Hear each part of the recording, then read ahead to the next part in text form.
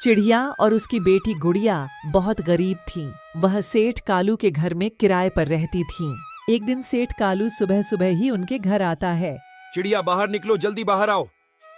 क्या हुआ सेठ जी, आज आप इतने गुस्से में क्यों हैं? 4 महीने हो गए, तुमने घर का किराया नहीं दिया। आज तो मैं पूरा किराया लिए बिना यहाँ से नहीं जाऊंगा। कृपया करें सेठ जी, मेरे पास पैसे नहीं हैं। जब पैसे हुए मैं जल्दी लौटाऊंगी सेठ जी। बहुत हो गया, आज तो मैं तुम्हारा पूरा सामान बाहर फेंक कर ही घर जाऊंगा। सेठ जी, बहुत ठंड है, कृपया करें, हम गरीबों पर, हम इस ठंडी में कहाँ जाएंगे? ये कोई धर्मशाला थोड़ी है जो मैं फ्री में तुम्हें यहाँ पर रख लूं। अब जाओ यहाँ से।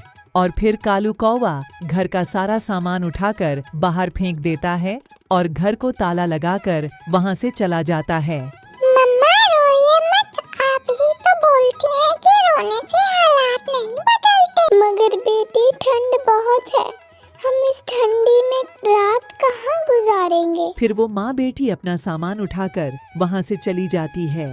आ गए तुम कालू? सब मुझे सेठ कालू कहते हैं, मुझे इज्जत से बुलाया करो गोरी, इज्जत से। सेठ हो गए तुम बाहर, मेरे लिए तो तुम कालू ही हो। और अगर आज तुमने कोई काम वाली का पता नहीं किया तो मैं आज ही अपने मायके चली जाऊंगी। मुझसे नहीं होते, इतनी ठंडी में कम। कहां 1-2 दिन में मिल जाएगी काम वाली। नहीं, आज ही तुम मुझे काम वाली ला कर दो कालू।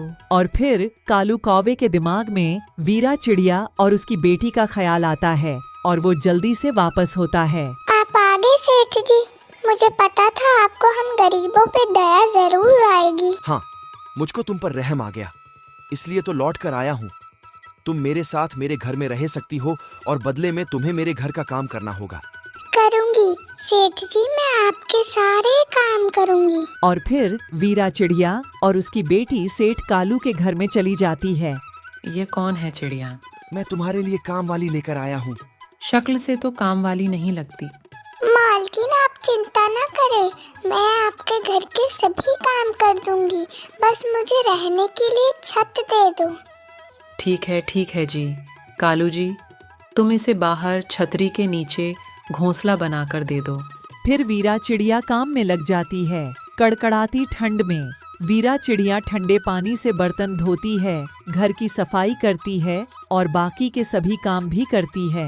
मम्मा, यहाँ तो बहुत ठंड है, हम यहाँ पर रात कैसे गुजारा करेंगे? मेरे पंखों में छुप जाओ मेरी बेटी, ऊपर वाला जरूर कोई न कोई रास्ता निकालेगा। ठंड की रातें दोनों माँ बेटी बहुत मुश्किल से गुजरती हैं। सेठ जी, मुझे कुछ पैसे दे दीजिए, मैंने अपनी बेटी के लिए गर्म कपड़े खरीदने हैं। पैसे कौन से पैसे? खाना मिलता है, रहने को जगह मिलती है, और पैसे किस बात के काम करना है तो करो, कोई पैसा वैसा नहीं मिलेंगे। मेरी बेटी ठंड से बीमार हो गई है, सेठ जी कृपया करें, कुछ पैसे तो दे दें। मैं तुम्हें 1 रुपया भी नहीं दूंगा। काम करना है तो करो, वरना जाओ यहाँ से। फिर शाम के समय वह माँ बेटी सेठ कालू कौवे का घर छोड़कर वहाँ से चली जाती है। और फिर वह माँ बेटी एक सूखे पेड़ पर अपना घोंसला बनाने का तय करती है। मम्मा, जब मैं बड़ी हो गई तो काम में आपका हाथ बटाया करूंगी। अभी मैं हूँ ना मेरी बच्ची, तुम्हें चिंता करने की कोई जरूरत नहीं है। और भगवान हम गरीबों की भी किसी न किसी दिन जरूर सुनेंगे। रात को जब गुड़िया सो जाती है तो मम्मी चिड़िया पेड़ से पत्ते तोड़कर अपनी बेटी पर देती है और उसे गर्म रखने की कोशिश करती है। वीरा चिड़िया को बहुत ठंडी लग रही थी, पर वह अपनी बेटी की ही चिंता कर रही थी। अगले दिन गुड़िया अपनी मम्मा से कहती है, मम्मा, हमारे पास चाय बनाने वाली केतली भी है और बाकी सब बर्तन भी, क्यों ना ठंडी में हम पक्षियों को चाय बनाकर पिया करें। बेटी, इसके लिए हमें शक्कर और चाय पत्ती की भी जरूरत होगी। मम्मा, वो सब हम कबूतर अंकल की दुकान से ले आएंगे और फिर बाद में उन्हें पैसे लौटा देंगे। फिर वह माँ बेटी अंकल कबूतर के पास जाती है। कबूतर चिड़िया को उधार में चाय और शक्कर देने के लिए राजी हो जाता है। चिड़िया, मुझे पता है आप भी अपने पति की तरह बहुत मेहनती हैं। मेहनत से काम करना, आप जरूर सफल हो जाओगी। कबूतर कबूतर भैया, मैं 1-2 दिन में आपके पैसे दे जाऊंगी। चिड़िया और उसकी बेटी जंगल के रास्ते में चाय बेचना शुरू करती है। ठंड होने के कारण उनका कारोबार शुरू होते ही ऊंचाइयों पर चला जाता है। सभी पक्षी बहुत ही शौक से उनके पास चाय पीने आ रहे थे। चिड़िया बहन, एक चाय ही है जिसे पीने से बहुत सुकून मिलता है ठंडियों में। गोरी कोई हर रोज सेठ कालू से लड़ाई करती और कहती कि मुझे एक नई काम वाली ला कर दो, मगर कालू तो बहुत ही चालाक था। वह तो मुफ्त में कोई काम वाली ढूंढना चाहता था। एक दिन वहाँ एक चिड़िया आती है। कोई जरूरत नहीं है जी, मुझे पैसों की बस एक वक्त की रोटी और रहना के लिए छत दे देना, मैं सारे ही घर के काम कर दूंगी। सेठ जी, यह चिड़िया पागल है। अगर मेरी मानो तो आप इसे काम पर मत रखें। मैंने इसे कौन सा मैथ की टीचर लगाना है? मुफ्त में जो मिले सब अच्छा है। कौवा फिर उसे अपने घर ले जाता है। मेरे आने से पहले मेरे कपड़े धोकर सुखा देना, और हाँ, मेरे आने से पहले खाना भी तैयार रखना। ठीक है मालकिन, मैं आपके आने से पहले सब कुछ कर दूंगी, आप जाएं। गौरी घर से चली जाती है। ओह, मैं तो भूल गई कि मालकिन ने क्या कहा था। चलो कुछ टाइम बैठकर मैं आराम कर लेती हूँ। वो जैसे ही आराम करने जाती है तो वहाँ रखी हुआ पेट्रोल की बोतल उसके हाथ लगने से गिर जाती है और सारा पेट्रोल गिर जाता है। हाँ, ये तो बहुत नुकसान हो गया मालकिन, मुझे बहुत डांटेंगी। इससे पहले कि मालकिन आए, मैं इसे आग लगाकर सुखा देती हूँ। और जैसे ही वह कौवी आग लगाती है, पूरे घर को आग लग जाती है, सब जल जाता है। गौरी कौवी के गहने और कालू कौवे के सभी पैसे सब जल जाता है। गौरी कवि और कालू कौवा जब शाम को घर आते हैं तो उनके घर की बजाय सिर्फ राख थी। वह यह सब देखकर बहुत दुखी हो जाते हैं। वीरा चिड़िया और उसकी बेटी गुड़िया ने दिन रात मेहनत करके एक सुंदर सा घर बना लिया था और उनका काम दिन प्रतिदिन और भी बढ़ता जा रहा था। मम्मा मम्मा, अब हम चाय के साथ पकोड़े भी बनाया करेंगे, इससे हमारा काम और भी बढ़ जाएगा।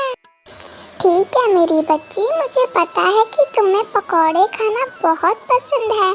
हम कल से चाय के साथ पकोड़े भी बनाया करेंगे। कौवा और कवि सेठ से भिखारी बन चुके थे। वह ठंडी रात में पेड़ पर बैठकर रो रहे थे। गौरी, हमें उस चिड़िया की बद्दुआ लग गई है। कालू, अगर हमने किसी के साथ अच्छा किया होता तो अब हमारी कोई मदद करता, पर हमने तो सभी के साथ बहुत बुरा किया है, इसीलिए तो हमारी अब कोई मदद नहीं कर रहा और अब हम इस ठंडी रात में मरेंगे। और इधर वीरा चिड़िया और उसकी बेटी मीठी नींद सो रहे थे। प्यारे दोस्तों, हमें इस कहानी से यह सीख मिलती है कि हमें मुसीबत में सबकी मदद करनी चाहिए, वरना जब हम पर मुसीबत आएगी तो हमारी मदद कोई नहीं करेगा। धन्यवाद। कौवे भैया, मैं बहुत दुखी हूँ। पहले तो हमारे साथ जंगल में ऐसा कभी नहीं हुआ, लेकिन अब तो हर किसी पक्षी की कोई ना कोई चीज चोरी हो रही है। पता नहीं कौन चोर हमारे जंगल में घुस आया है। मैं भी इस वजह से बहुत परेशान हूँ।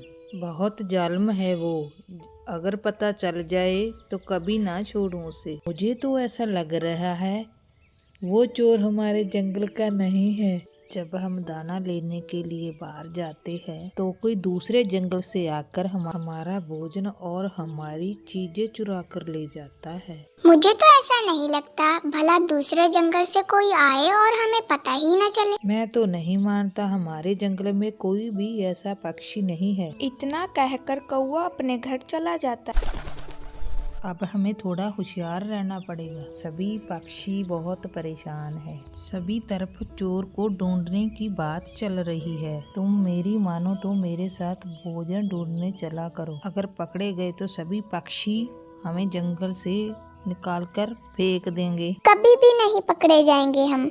बस जैसा मैं कहूँ वैसे ही चोरी किया करो तुम। सुबह सुबह सब पक्षी चले जाते हैं, बस दोपहर या शाम को किसी के भी घर मत जाना। हम पर तो कोई शक भी नहीं करता, आखिर हम इस जंगल के पुराने वासी। खुद भी तो पक्षी हमें दाना लाकर नहीं देते, क्योंकि आखिर हम बड़े हैं इस जंगल में। अब तुम जाओ, जल्दी से कबूतर की तरफ जाओ। मैंने देखा है कि वो अभी अभी पहाड़ों की तरफ जा रहा था। हाँ, उधर ही जा रहा हूँ, मैंने भी देख लिया है उसे। और कौवा कबूतर की तरफ चला जाता है।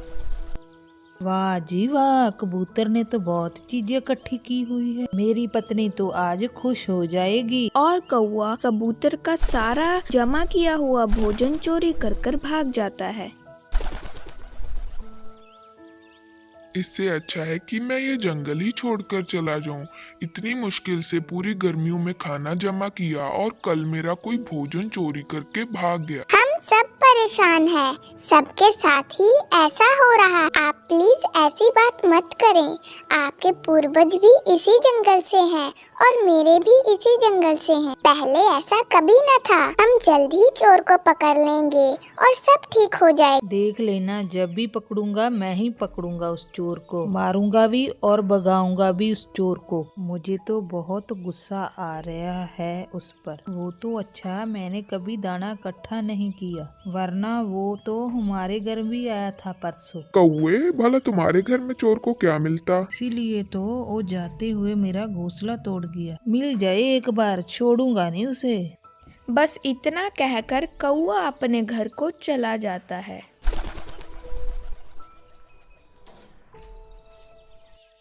अरे कबूतर भैया, आपको पता है लाडो ने 2 प्यारे सुंदर से अंडे दिए हैं। अरे मेरे को तो पता ही नहीं था। हम जाकर लाडू को बधाई दे के आते हैं। दोनों फिर लाडो चिड़िया के पास चले जाते हैं।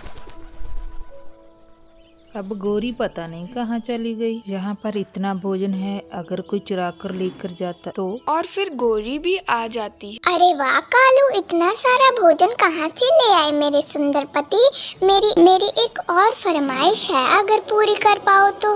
मेरा बहुत दिनों से अंडा खाने का बहुत मन कर रहा है। अंडा पीने को तो मेरा भी बहुत मन कर रहा है कई दिनों से गोरी। बात तो ये है कि हम अंडे लाए तो लाए कहाँ से, और हमारे जंगल में तो किसी के भी अंडे नहीं है। अरे कालू, तुम्हें पता है कि आज ही लाडो चिड़िया ने 2 अंडे दिए हैं। क्यों ना हम उसी के ताजे ताजे अंडे पी लें। ये तो बहुत अच्छी बात है। आज रात को ही मैं उसके अंडे चुरा कर लेकर आऊंगा। और दोनों रात होने का इंतजार करते हैं।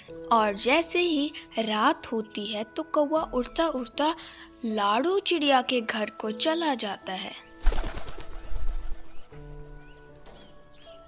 और इधर अंडे के मम्मी पापा बेखबर होकर सो रहे थे और यहाँ से कौवा आया और इधर उधर देखकर अंडे को चुराकर अपने घर को हो गया। और इनमें से किसी को भी पता नहीं चला कि अंडा चोरी हो गया है। अरे लाडो बहन, क्या हुआ? तुम रो क्यों रही हो? तोते भैया हमारा कोई अंडे चुरा कर ले गया। लाडो बहन, तुम रो मत, हम जल्दी अंडे चोर को पकड़ लेंगे। इतना कहकर तोता चला जाता है, पर किसी को बताता नहीं है कि कहाँ जा रहा है। तोते को शक था कालू पर, क्योंकि तोते की माँ पापा ने बोला था कि कौवे चोर होते हैं। और उड़ता उड़ता तोता कालू के घोंसले में पहुंच जाता है। वहां पर अंडे टूटे देखकर निराश हो जाता है और जैसे ही नीचे देखता है वहां पर एक और अंडा टूटा हुआ था।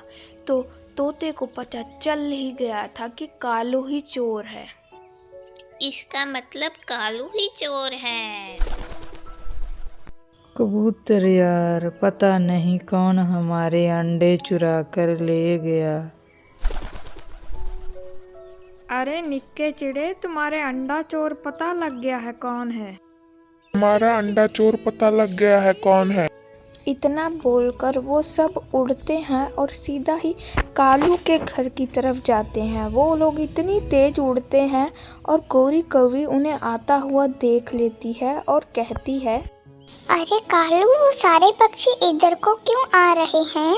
गोरी, कहीं इनको पता तो नहीं चल गया कि हमने इनके अंडे चुराए हैं? दोनों सभी पक्षियों को आता देख भाग जाते हैं। और फिर क्या था, गोरी कालू आगे आगे और पक्षी सारे पीछे पीछे। गोरी भागो, इससे पहले कि वो हमें पीट पीट कर जंगल से निकाल दे, हम खुद ही भाग जाते हैं। तो दोस्तों, इस कहानी से हमें ये सीख मिलती है कि चोर भले कितना ही शातिर क्यों ना हो, कभी ना कभी तो पकड़ा ही जाता है।